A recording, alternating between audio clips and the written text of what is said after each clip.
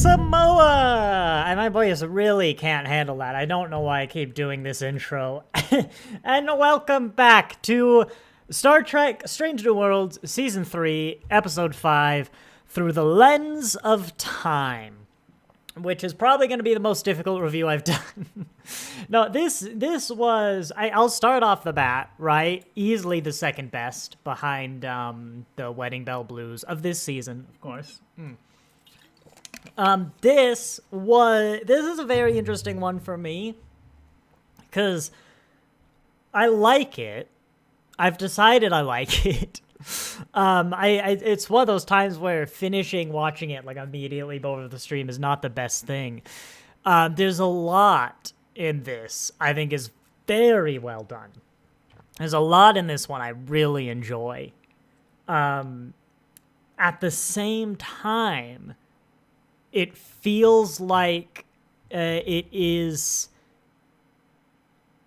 I don't want to say missing something, but there could be more to it. It feels like an idea or an episode that hasn't really fully explored its concept, but with a lot of really good execution in a lot of areas. But also a few things that just really bother me. I mean, naturally. It definitely got better in the latter half of the episode when we started focusing more on the cosmic horror aspect. But for the first good chunk, like it basically until we started getting the cosmic horror stuff. By the way, I assume it's not a problem. I usually try and keep the gory stuff off of the stream. There's no avoiding shots of the doctor guy without his eyes. So if that bothers you, maybe skip this one. I usually do it for monetization reasons, but whatever. No, the first good like half of this episode, I was really bothered by just how like incompetent of an archaeologist Roger Corby is, which I don't remember what Little Girls Are Made Of the best, but I think that might be intentional. I think the take of Roger Corby in that episode was essentially that he took his ideas way too far in the pursuit of those, went way too far.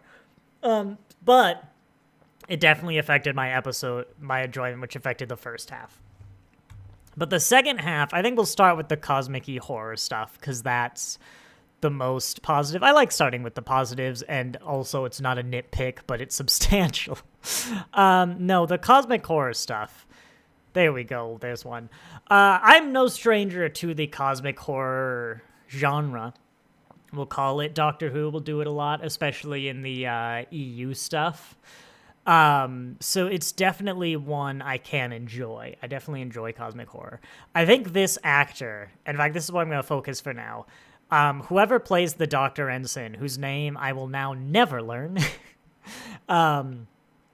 did a fantastic job here.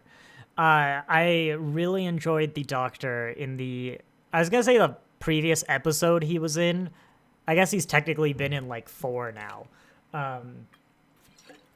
Some people might expect me to be disappointed that he's dead, and not really. I think the fact that they introduced this character as if they were another addition to the cast, they were seemingly giving him a focal episode in which they killed him off, made the latter part of this episode so much more effective. If this was just like a random ensign that was introduced in this episode, it wouldn't have worked as well. It's a subversion of expectations thing, I think. That worked incredibly well.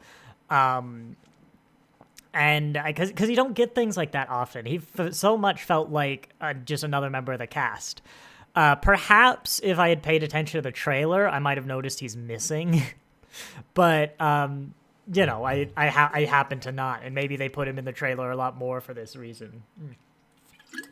But no, that was very well done. I like the concept of the enemy. I'm working under the assumption we're not going to see them again. And if we do, I think it'll be for the worse. This is one of those things that feels better left largely unexplained. I do like him though. I feel like there's enough that you could start to make some guesses or assumptions. It seems like whatever these creatures are, whatever this immortality, this species has invented, which may or might not be the same as these weird parasite things. The he seems to have knowledge of like anyone who's died. There was that ensign. Well, I assume the ensign, the security guard, who briefly talked with like the voice of the mother. It almost implies some sort of quantum afterlife. There's a lot there that I feel you could start draw conclusions on, but none of it is really stated, which I think is very good for the cosmic horror. You can kind of let your imagination run wild there. It was very well done. I wish, though, as an episode, perhaps they could have had a bit more focus, or not necessarily even explanation. I think broadly, especially for 54 minutes, it's about 10 minutes longer than the normal episode, or a standard episode, which, bear in mind, is like the length of the cold open. I had to check at one point to make sure there was going to be a title sequence, because I wanted to grab a snack before this started, but I didn't want to pause in the middle of something. No, there was a sense with this episode, largely with all this stuff in, we'll call it the crypt, whatever this big tomb thing is. It felt like we were getting puzzle pieces, but with no way to work towards a solution. At first, I thought maybe it was like some sort of the room at different points in time things, and the title gave it away. But then they just weren't really giving us much right until we needed the solution. And because the temple is such a big part of this episode, I mean, if we just scan through here, maybe about half the episode looks like it's in the temple, maybe more, especially after the cold open. It felt like this episode wasn't quite gripping my attention in the way it really could. So maybe we could have had a little more lore in here, a little more hints. Maybe it just could have been more of like a think you through the puzzle kind of thing. I don't know. It felt like it was doing this really good, I want to stress that, really good cosmic horror thing. But for some reason we weren't focusing on that. Or we were also focusing on this little subplot. I don't feel like we really did much character work. Well, we definitely made me lose like all respect for Roger Corby. I don't know if that was intended character work though. Chapel also I've lost a lot of respect for, but again, that was less throughout the course of the episode. That was more just like compacted. So it puts this episode in a weird place for me where I don't know how much I'm going to have to say about it, because in part because of this reason, a lot of the episode felt a little hollow, despite having this amazing premise and this guy and the performances and the entity. And all that. And so I'm really not sure how to talk about it much. I definitely did enjoy the scenes with the entity, but I don't know. I feel like there's a little bit of... I felt like there was a great episode in here that for some reason was a good episode. And I want to work out why. Because you almost get the sense that there's some sort of... battle of the gods or whatever going on in the background with some ancient being to do with the Gorn, with Pelia, who's also a pretty ancient race. Which, come to think of it, I believe they do die of old age, but that never came up with the discussion on immortality. Which is interesting. In fact, wouldn't Spock know for a fact that Surak's Katra is like immortal, just living in other Vulcans if you can pass it down? Because of the whole Enterprise thing. Yeah, I don't know. I don't want to get into the nitpicks. Broly was very good. I feel like it was a strong showing from a lot of the characters. And Banga has had pretty good focus for the whole series. I've always liked him, Banga. He might even be getting some of the most development, aside from maybe Una, who we haven't seen too much of this season, come to think of it. But I felt like this was a really strong showing of the characters, probably because it had so much length and it had apparently a lot of time to kill. I'm still not really sure what was up with this cold open. Like, this definitely is a style of episode that needed the slow burn and introduction to the villain. I'm reminded of Doctor Who's Satan Pit, Impossible Planet. The 10th Doctor story where they meet the devil has a very similar, very slow atmospheric buildup in its part 1. I feel like we were trying to get that, but it's amazing that we spent like 10 episodes.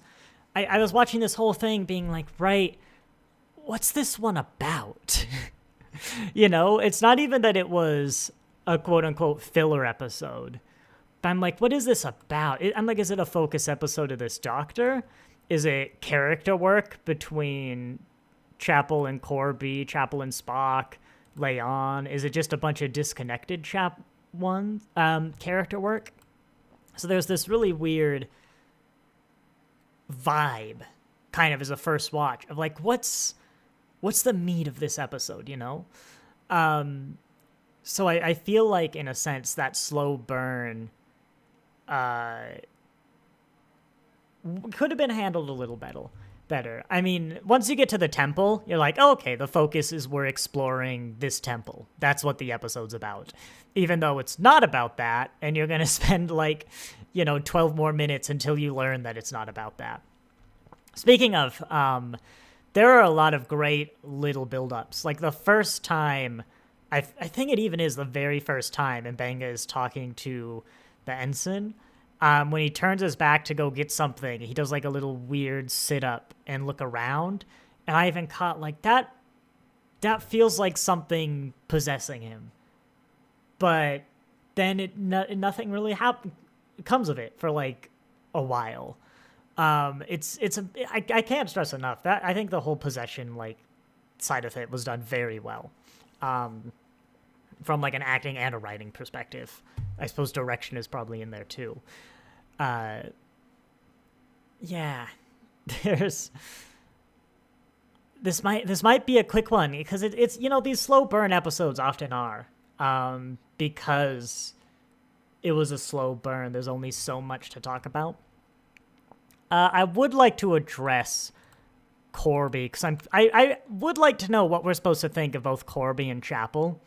I think the episode makes it clear that Chapel is in the wrong for pushing them to keep exploring. I don't think that's obvious after the first time, although from a meta sense, you know that like something's going to go wrong and they'll get trapped in the temple because otherwise we don't have an episode. But when she ignores the order, well, I don't know, she seemingly ignores the order to beam out, right? From Pike, because they have a little conversation. But then Chapel goes, all right, it doesn't matter, we're leaving. I don't know, Corby should lose some licenses.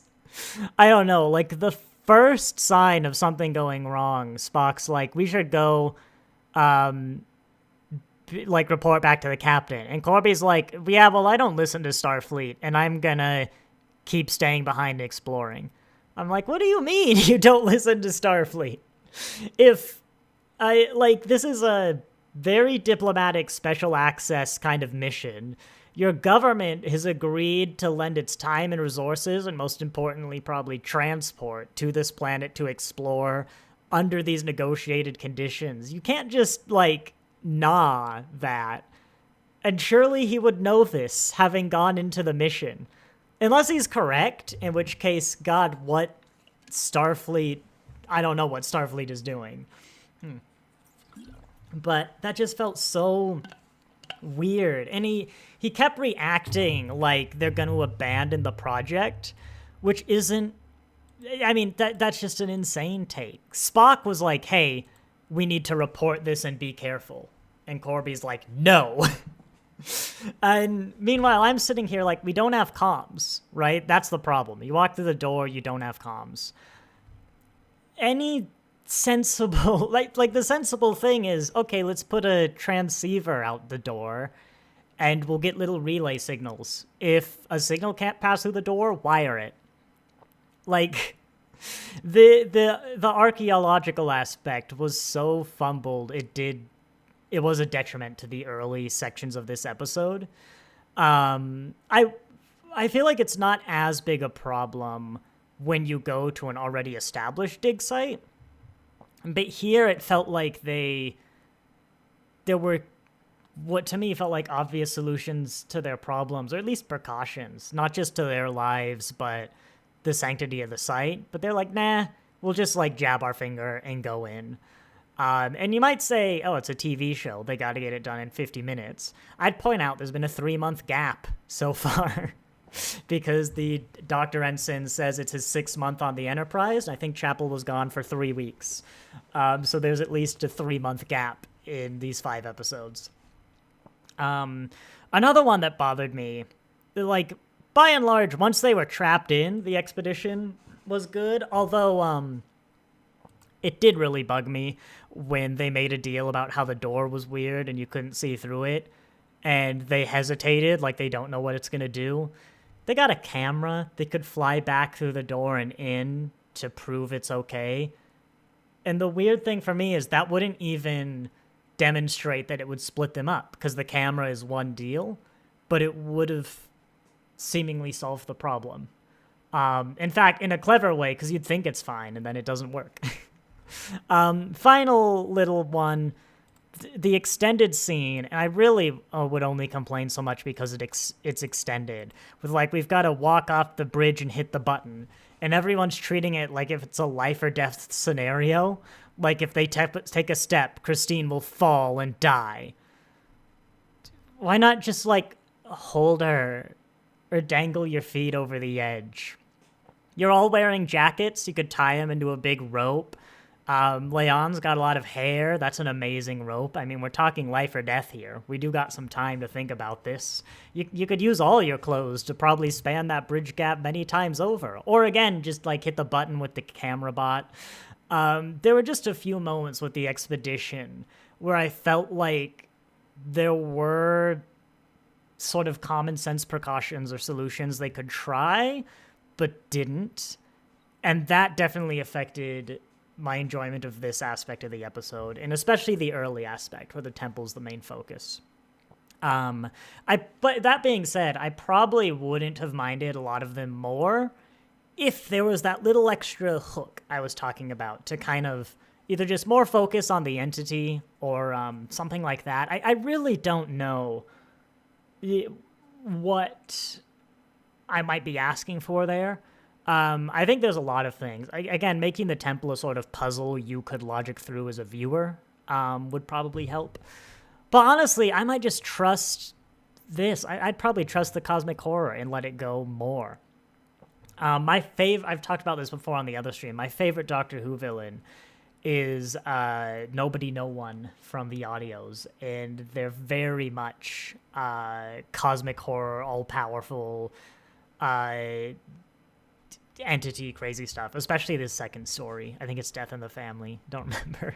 But yeah, so this sort of thing could really be right up my alley. Just giving the sort of Doctor Who type stories I like. And it was. I just feel like there's a good 25 minutes of other episode that could have maybe interacted with that more. But I did like this episode. I did spend most of the episode trying to figure out if I liked this episode or not, because of that mix. Stress VK, but Christine trusts Spock implicitly. I love that. Showing that interloper Kirby, that Spock and Chapel's bond is unbreakable. That was... I didn't get that, though, because to me there was the obvious solution. You know when like you're being chased by a monster or something, right? There's like a group of people being chased by the monster, and someone blocks the door and is like, you go ahead, I'll stop them. And they have a whole discussion like, no, you can't. It's like, there's no time. I'm buying you time. I'm sacrificing my life. And you never really feel anything because you're like, oh my God, just run. Like, if you hadn't stopped to sacrifice your life, you would have gotten this time back by just running, thanks to the time you've now spent on the conversation. It's kind of that vibe I got, where I'm like, just hold the back of her backpack. You're probably collectively wearing like 10 meters of backpack straps. I see that Corby has a knife. He pulled it out at the start.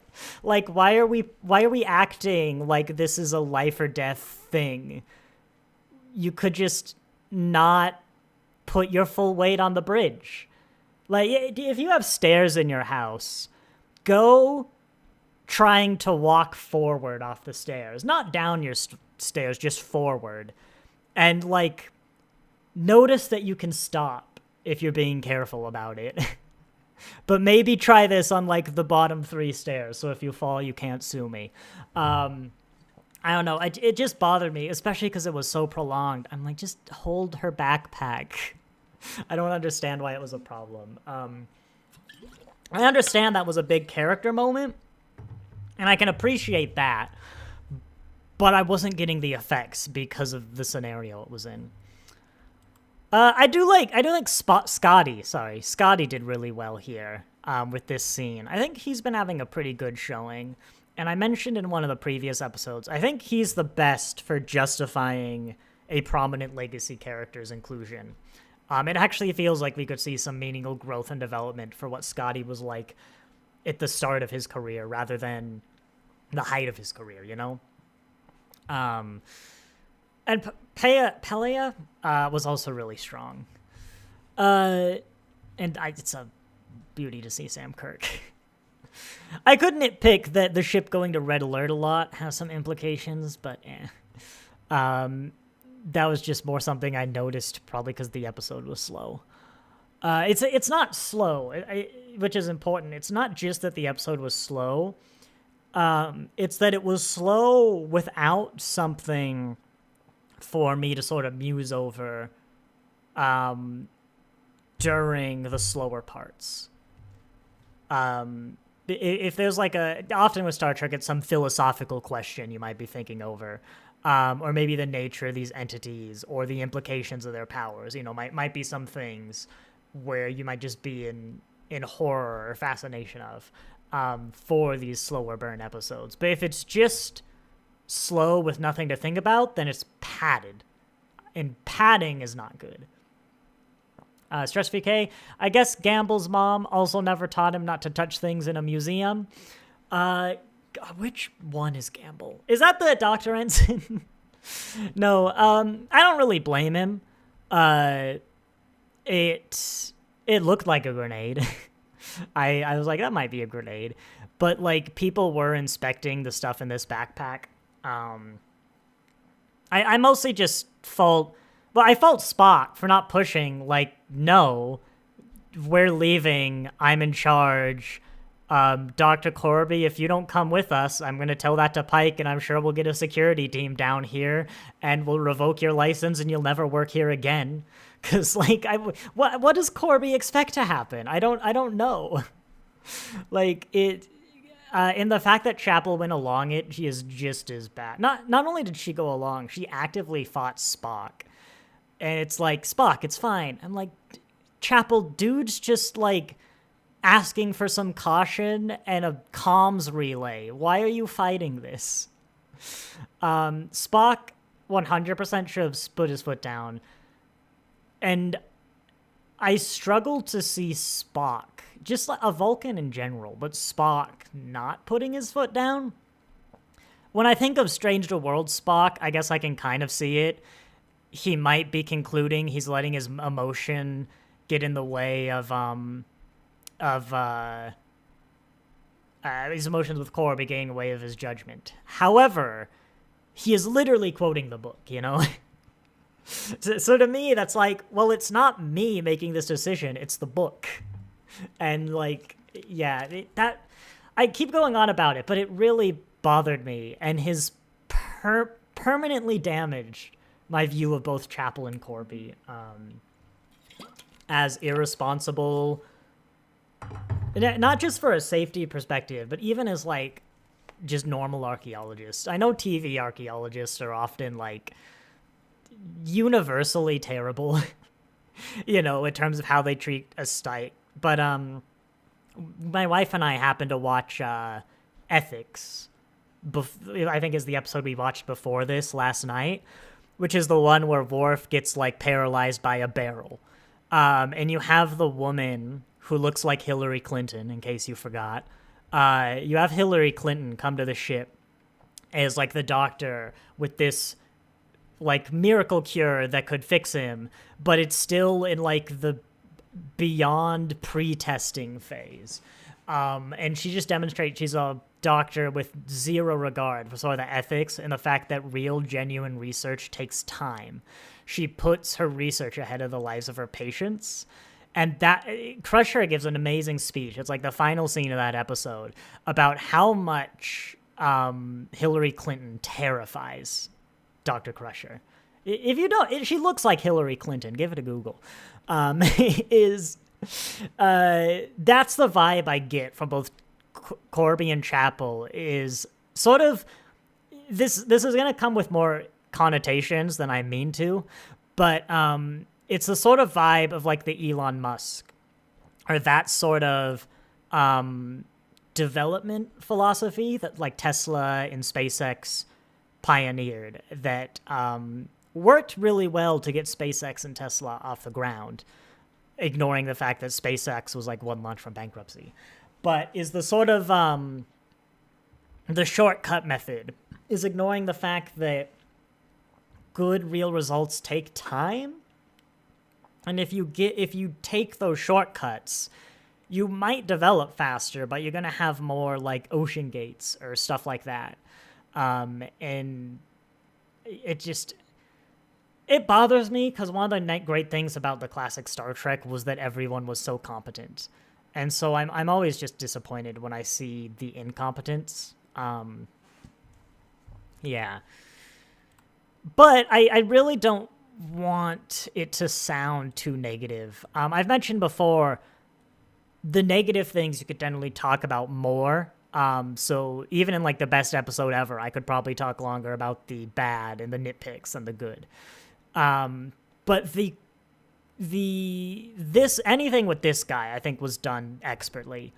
There's just not much to talk about beyond it was done expertly because it's a mystery. Like we don't know what it was. But I did really enjoy them. Trust VK, I just Googled. Chapel is only 22 years old, so being a bit reckless and messy with work and play is understandable. Isn't she one of the top medical professionals on the Federation starship, though? I mean, I'm 25. I would have started my software engineering job at about 22. I like straight out of college. Yeah, that's 22. And like my job isn't life or death situation, but it's very important that the work I do works. And I've respected that at 22. Even then I feel like if anyone reacted like that, there'd be disciplinary action, to drill in that this is not okay because there's lives on the line. And Spock is not 22, and even if he was, is like second in command. He should have known better. But I get bigger things happened, but it does kind of bother me that no one even told Chapel off, or Chapel didn't have a scene of like, this is my fault, or anything like that. Because like you could say there are bigger things going on, but arguably it's Chapel's fault that there are bigger things going on. You can argue that, of course, but it did just bother. And there's the bit where Spock was like, you're right, it's bigger than us. It's also these people. I'm like, we're not leaving forever. If Spock was proposing that they abandon the site forever because there are two ancient corpses, I agree he's stupid. But in that case, I think they're both stupid because there's a middle ground here. Yeah, no, I honestly might be winding down. Again, there is not a lot of talking points in this episode. I think M'Benga did great again. There was a little bit that bothered me where Ortega's, when she learned her brother was trapped down there, was like, my brother did not sign up for this. I'm like, what do you mean? This is exactly what your brother signed up for. Like, tagging along with Ame missions to, like, this is what he signed up for. But that was more a humorous line than a nitpick. I get why Ortega's would say that.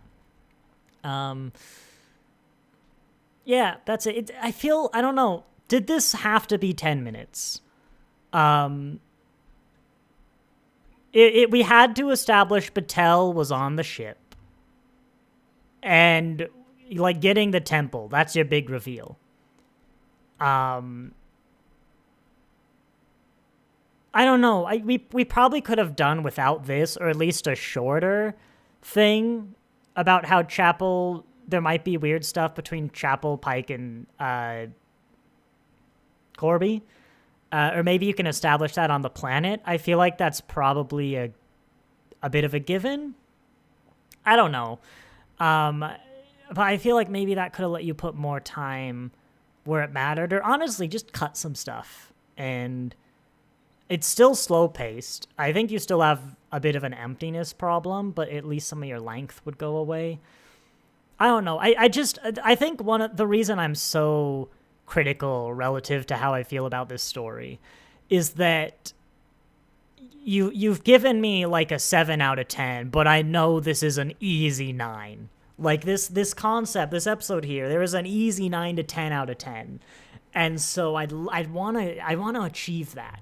And that's probably why I'm focusing a little bit more on those negatives. But yeah, I actually do think I might be wrapping it up. It was good. I did enjoy it. As I said, this is the second best of the season. It hasn't been a very good season for me personally. I loved Wild Blue Yonder as much as the whole Q Trelane thing in retrospect has tainted that. It was still an amazing watch. Hegemony is just not my thing, and Shuttle to Conferi was just not my thing. It is nice to see one of those more serious episodes. Like, this was not a fun episode, but I liked it, and that was nice to see. Because I've said before, just the fun episodes of Strange New Worlds I've noticed are better. Not as a rule, Ad Astra per Aspera, not fun, but loved it, you know?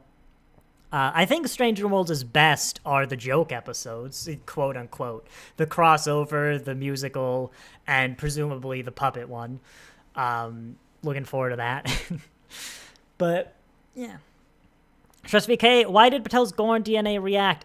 Yes. See, I wasn't going to bring this up because, God, it feels like searching for a complaint.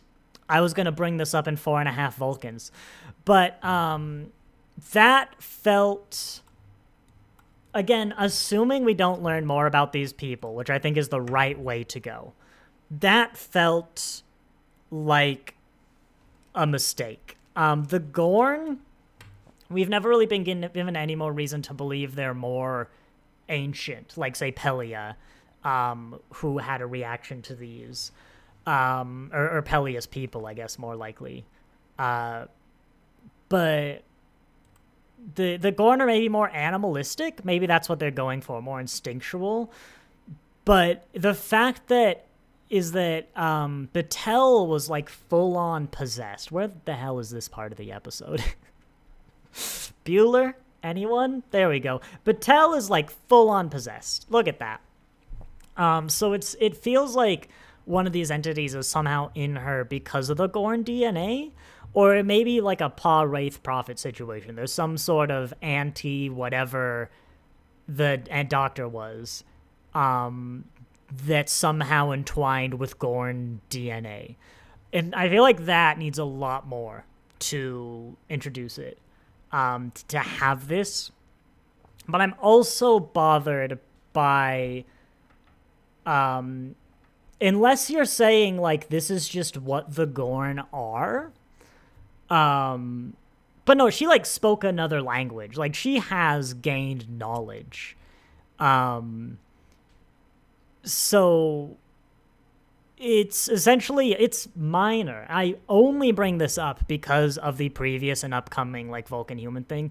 It's another instance of somebody's, like, personality or being just controlled by their genetics, to the point of even genetic modification, which is come up more than I wish it should. Don't get me wrong, it is entirely a someone's not thinking through implications sort of thing. I don't think there's some grand conspiracy with, like, Alex Kurtzman is a eugenicist or something. I think it's entirely someone not thinking through some things. A bunch of someone's repeatedly. But I'm sure you can point to examples in classic Star Trek too. But I feel like we're getting a lot of these, someone's DNA has changed, and so now they, as a person, are fundamentally different. And it's, when you notice, it's definitely a concerning pattern. But yes, this definitely felt tacked on. I liked that there was an enemy thing there. You know, there was the other entity. Maybe having two people get injured would be too much. Like, I don't know how you would introduce this. But at the very least, I feel like honestly, if we found some, like, Gorn stuff in the ruin, maybe the corpses are Gorn, maybe it's a language. I'd like it to be a little more prominent for what we're doing with it. But, there's Chinese there, you know, that was unexplained. I think that's just to get some link to, like, Earth. I'm not complaining about that, but if we had seen some Gorn stuff, I think it would have worked for me. We'd still have the kind of eugenics thing going on, but that would have done it for me, is just have some sort of tie of the Gorn to this planet. Or maybe one of the tablets is found, like, on the edge of Gorn space, you know? I might have done something like that, because I don't think you can find it in Gorn space. A Gorn shipwreck. Maybe, like, a Gorn mercenary or something is where he bought the ring, but he's an archaeologist. He's got to find it. I don't know. Some sort of tie to the Gorn would have made it work a lot better, because as is, it does feel out of nowhere. But I like what we got from it, so I would like to keep it in an episode if I was redrafting it or something. But yeah, I do hope we don't get more of this, though. Maybe we could get something to link the Gorn to these people later. I think you could do that, as, like, they have an artifact or whatever. But I think if you try and explain it, it'll just get worse. Or if you retroactively try and do an episode about these people, even just generally, honestly. I mean, if we look at Doctor Who's Midnight in the Well again, the existence of the other episode, one episode makes the other worse, even though on their own they're both good episodes. You know, they both have, if you don't know, there's just a mystery entity in both episodes. It's the same entity, but it's just one of those things I feel we should be left as a mystery. That's what cosmic horror, especially of this type, I think is. I would be disappointed if we got the Dr. Ensign again as well. Maybe there's some plot line you could make it work, but I think I really like that it looked like he was a new character and we killed him off in such an effective way. I think anything more would cheapen that, you know? But yeah, that, I think, and also, of course, doing that, bringing the new character in and then killing them off like that. makes everyone else feel a bit more mortal, which is nice. Yeah, it's the same way, as bad as like Tasha Yar's death was in TNG. Suddenly anyone could die. Suddenly the threat of Patrick Stewart leaving in Best of Both Worlds is more credible because Tasha already did it. Again, we watched Ethics. The War fake out death is so much more credible because Tasha died. And so I hope we get a similar effect here thanks to this guy. I mean, Hammer died. It's not like these characters are immortal, but it always helps. I think, though, then I will wrap it up here because that was my last talking point. It was good. I hope... What was it? I did Google. Next episode is the Sehlat who ate its tail. God knows what we can get out of that. I'm sure we've heard this myth thing before. In fact, is there like a disambiguation page on Memory Alpha for the Sehlat that ate its tail? No. And the only thing on this Memory Alpha page is the title was revealed. It sounds familiar, though. I've definitely heard that phrase before. From probably Discovery or something. So who knows? It could literally be anything. That's the kind of show we're watching. Actually, no, there are important things. I haven't figured this out yet.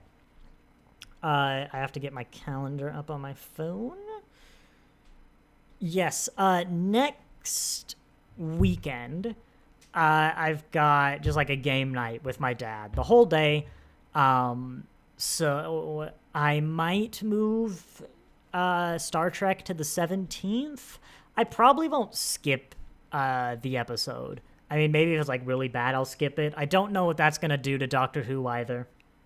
I might make it up the next week. However, the following week, Saturday the 23rd, exactly 2 weeks from right now, if you're somewhere else in the world, is, believe it or not, Christmas. Yes, my mother is in town, and they're out of town for Christmas, so we're doing Christmas that day. So, I don't know. I might be moving Star Trek like next to Doctor Who. I might have it replace Doctor Who for those 2 weeks. We'll see.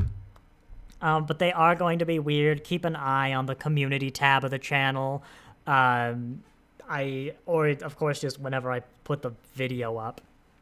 If you watch, I doubt I'll have it figured out by tomorrow if you watch Doctor Who. Because I think Caden is free like all of those Sundays. And I don't want to mess with Doctor Who. I want Matt Smith by 2026. I've got a schedule to keep, dang it. And we can only skip so many weeks. But yeah, Stress Free Cave, thank you for my review. Thank you for my review, I guess. Thank you for watching. But yeah, with that, I will say thank you all very much for watching, and I'll see